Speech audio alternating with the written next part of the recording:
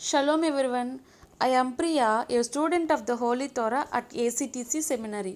ఈ వారం తోరా గ్రంథంలో 41వ పర్ష పిన్కాస్. పిన్కాస్ అంటే ఇత్తడి నోరు అని అర్థం.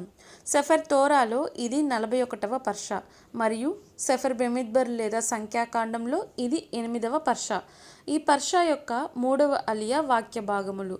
సెఫర్ బెమిద్బర్ లేదా సంఖ్యాకాండము 26వ అధ్యాయం 52వ వచనం నుండి 27వ అధ్యాయం 5వ వచనం వరకు.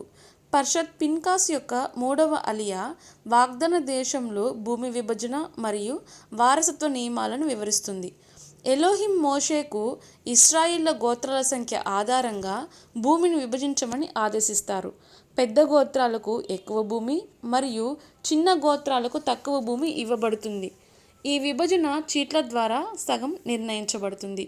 ఎలోహిం యొక్క చిత్తాన్ని ప్రతిబింబిస్తూ అనంతరం సెలోపెహత్ కుమార్తెలు, వీరు మనష్షే గోత్రం వారు, మహ్లా, నోవా, హొగ్లా, మిల్కా మరియు తిర్జా మోషే ముందు నిలిచి తమ తండ్రికి కుమారులు లేనందున తమ కుటుంబానికి భూమి వారసత్వంగా ఇవ్వాలని విన్నవిస్తారు.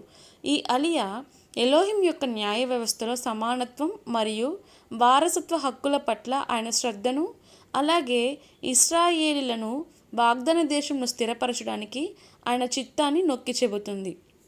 ఇలాంటి మరిన్ని తోరా పాఠాలను తెలుసుకొనుటకు మా యూట్యూబ్ ఛానల్ను ఫాలో చేయండి. షలోమ్ లెహిత్రోత్.